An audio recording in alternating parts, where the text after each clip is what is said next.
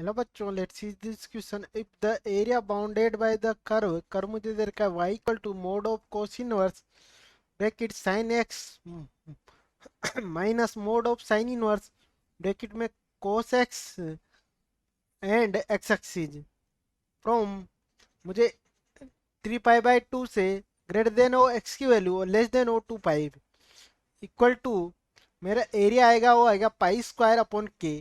तो के is natural number और के की वैल्यू मुझे फाइंड आउट करनी। तो चलते हैं बच्चों सॉल्यूशन पे। सॉल्यूशन पे बच्चों सॉल्यूशन पे चलने के पहले मैं समझता हूँ की कंसेप्ट। मैं जब की कंसेप्ट की ओर चलो अपने,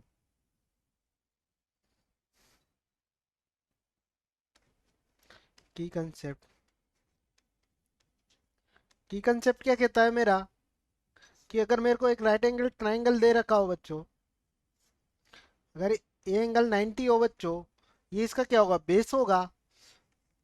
ये इसका होगा पेंडिकुलर और ये हाइपोटेनिस। तो इसका अगर एरिया ऑफ ट्राइंगल लिखूं मैं, एरिया ऑफ ट्राइंगल वो होगा बच्चों 1/2 बेस इंटू परपेंडिकुलर। ठीक है। अब मैं अपने क्वेश्चन पे चलूं तो मुझे क्या दे रखा है, मुझे y इक्वल टू बच्चों दे रखा है mode of cos inverse sine x minus mod of sine inverse cos of x. और अगर मैं इसको आगे सोल्व करूं, इसको क्या लिख सकता हूं मैं, pi by sine inverse sine x लिख सकता हूँ, क्योंकि पाई बाई 2 में साइन किस में चेंज होता है, कोस में। ठीक है। ऐसे इसको क्या लिख सकता हूँ मैं, पाई by 2 minus cos inverse cos x.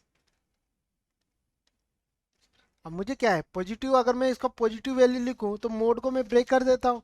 तो इसको पॉजिटिव बनाने के लिए मैं क्या करता हूँ, इसको क्या लिख सकता हूँ, मोड पाई बाई 2, इसको क्या लिख सकता हूँ, एक्स माइनस 2 पाई माइनस, ऐसे सिमिलरली इसको लिखूं तो पाई बाई 2 2 पाई माइनस एक्स। अगर मैं इसको आगे सॉल्व करूं तो मोड ऑफ, ये हो गया प्लस का अगर इसको मल्टीप्लाई कर दूंगा तो ये क्या आ जाएगा, पाई बाई 2 प्लस का 2 पाई। अगर मैं इनको ऐड करता हूं तो ये होगा प्लस का पाई by 2 minus x mode minus x मेरा पॉजिटिव हो गया, और इसको अगर तो माइनस का 3 pi by 2 mode.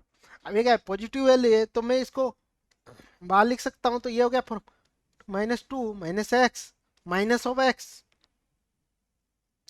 Plus of 3 pi by 2।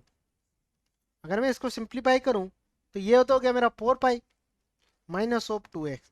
तो मेरे कर्व की इक्वेशन आएगी बच्चों, वो आएगी y equal to 4 pi minus of 2 x. ठीक है। अब मुझे ये जो कर्व है, अगर ये कर्व देखूं मैं तो y equal to 2 x plus 4 pi. तो ये क्या है कि स्ट्रेट लाइन की इक्वेशन है।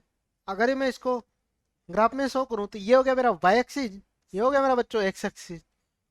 ये पॉइंट है, अगर मैं इस पॉइंट को देखूं, अगर x इक्वल टू मैं 0 रखूं, y इक्वल टू 0 रखूं तो x की वैल्यू आएगी 2 पाई, तो पॉइंट और 0 रखूं तो इसकी वैल्यू आएगी 4 पाई। तो ये लाइन मेरी बच्चों ये होगी, जिसका ये वाला कोऑर्डिनेट होगा 2 पाई अपॉन 0 और ये वाला कोऑर्डिनेट होगा 0/4 पाई। ठीक है। और मुझे क्या निकालना है, मुझे निकालना है कि x की वैल्यू 3 पाई बाई 2 से, तो इसकी 2 पाई, तो मेरी 3 पाई वाली लाइन होगी बच्चों वो कुछ यहाँ होगी 3 pi by 2 x equal to. तो मुझे ये वाला एरिया निकालना है, मुझे बच्चों ये वाला एरिया फाइंड आउट करना है। अब मैं देखूँ तो ये क्या है, राइट एंगल ट्राइंगल। अगर अगर बच्चों मैं यहाँ से यहाँ की डिस्टेंस देखूं तो ये क्या है, पाई बाई 2 का अंतर। और ये वाली देखूं पाई बाई 2 है बच्चों, और ये वाली देखूं तो ये क्या है, पाई। अगर ये वाला पॉइंट निकालूं मैं तो क्या होगा, जब मैं x की वैल्यू पाई बाई टू रखूं,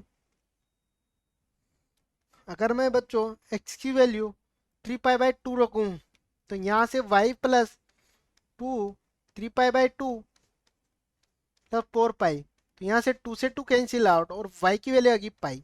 तो ये वाला जो पॉइंट है बच्चों वो आ गया मेरा 3 पाई बाई 2 माइनस पाई। तो यहाँ की ये वाली लेंथ कितनी है, पाई। तो अगर मैं इसका एरिया लिखूं, ट्राइंगल बन रहा है राइट एंगल ट्राइंगल, एरिया वो क्या बन रहा है 1/2, इसका बेस कितना है पाई बाई 2, और हाइट कितनी है पाई। अगर मैं इसको सिंप्लीफाई करूँ तो ये हो गया pi square upon 4, pi square 4। और गिवन मुझे क्या दे रखा है, गिवन मेरे को दे रखा है कि एरिया है वो है पाई स्क्वायर अपॉन के की फॉर्म में।